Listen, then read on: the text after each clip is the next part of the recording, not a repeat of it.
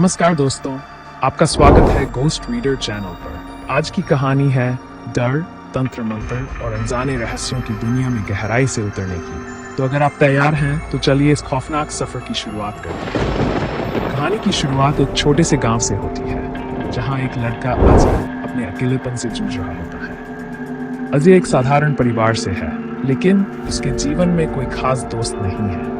उसके माता पिता उसके भविष्य की चिंता में डूबे रहते हैं, लेकिन अजय का दिल हमेशा किसी अनजानी चीज की ओर खिंचता है। वह रातों को सो नहीं पाता और उसके मन में हमेशा डरावने ख्याल आते रहते हैं। अजय को बचपन से ही भूत प्रेत की कहानियों में रुचि थी। जैसे जैसे वह बड़ा हुआ, उसकी ये रुचि जुनून में बदल गई। वह इंटरनेट पर डरावनी कहानियों और वीडियोस देखने लगा और धीरे धीरे उसकी जिंदगी का अहम हिस्सा बन गई।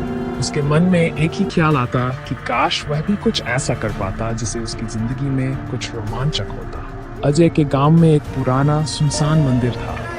ये मंदिर काफी समय से वीरान पड़ा था और गांव के लोग इसे भूतिया मानते थे। किसी ने भी उस मंदिर के पास जाने की हिम्मत नहीं की थी, लेकिन अजय का अकेलापन और डरावनी कहानियों का जुनून उसे उस मंदिर की ओर खींच ले गया।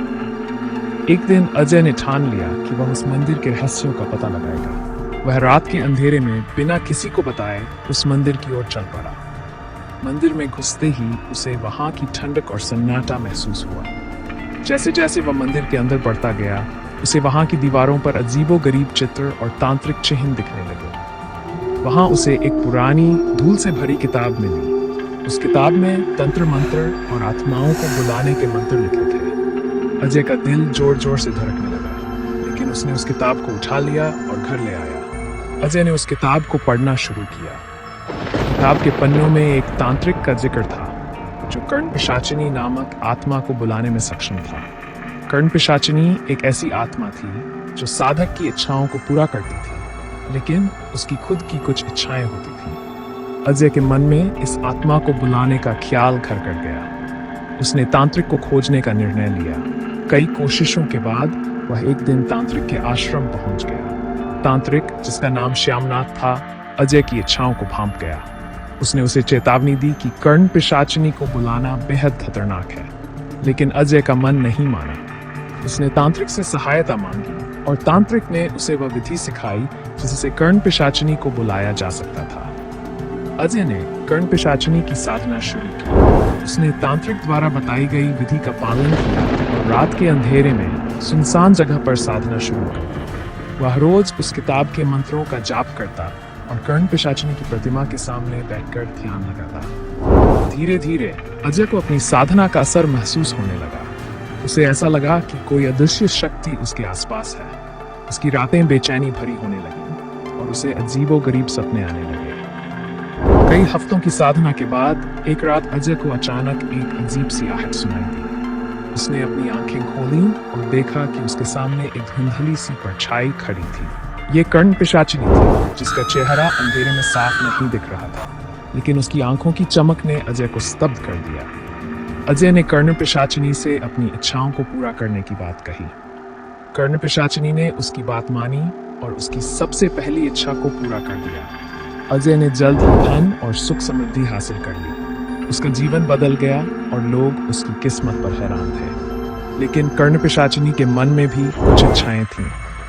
उसने अजय से कहा कि वह अब उसकी हर इच्छा पूरी करेगी, लेकिन बदले में उसे भी कुछ चाहिए। कर्ण पिशाचिनी ने धीरे धीरे अजय को अपने वश में करना शुरू कर दिया। उसने अजय से मांग की कि वह अपनी साधना में और गहराई से उतरे और उसके साथ एक अदृश्य बंधन बनाए। कर्ण पिशाचिनी अजय के कानों में उसके पिछले, वर्तमान और भविष्य की घटनाओं का रहस्य बताने लगी। उसने अजय को उनके बारे में भी बताया जो उसके आसपास थे और उसकी सफलता से जलते थे। अजय धीरे धीरे कर्ण पिशाचिनी के प्रभाव में आता गया। उसे लगने लगा कि वह कर्ण पिशाचिनी के बिना कुछ भी नहीं है। वह पूरी तरह से उसकी पकड़ में आ चुका था। अजय की बदलती स्थिति को देखकर उसके करीबी दोस्त और परिवार के सदस्य चिंतित हो गए। उन्हें समझ नहीं आ रहा था कि अजय अचानक इतना बदल कैसे गया। अजय का व्यवहार अजीब हो गया था और वह खुद को लोगों से दूर रखने लगा। एक दिन अजय का एक दोस्त विक्रम उससे मिलने आया। विक्रम ने अजय से उसके अजीब व्यवहार के बारे में पूछा, लेकिन अजय ने उसे कुछ भी बताने से इनकार कर दिया। विक्रम ने तांत्रिक श्यामनाथ के बारे में सुना था, और उसे शक हुआ कि अजय उसी के संपर्क में है।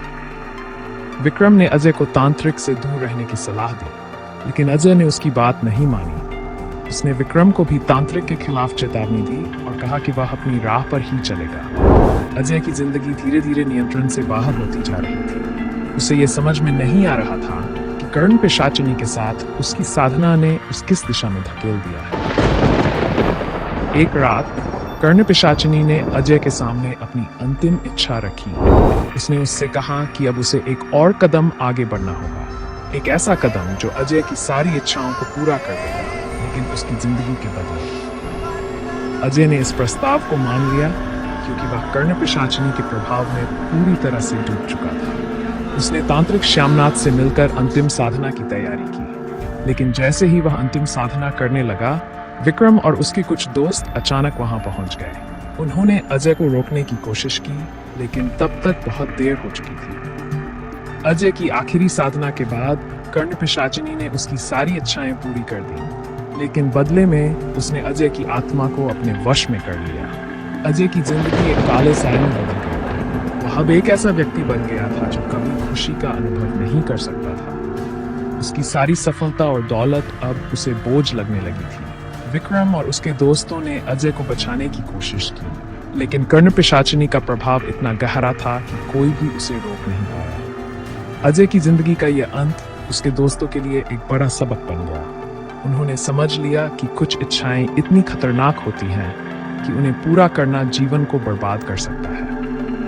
दोस्तों, अगर आपको यह कहानी पसंद आई हो तो गोस्ट रीडर चैनल को लाइक, शेयर और सब्सक्राइब करना ना भूलें। ऐसी और भी खौफनाक और रहस्यमयी कहानियों के लिए जुड़े रहें हमारे साथ। और हाँ, अगली बार अब आप किसी अनजाने रहस्य की तलाश में जाएं तो सावधान रहें, क्योंकि कुछ रहस्य हमेशा के लिए छिपे रहने चाहिए।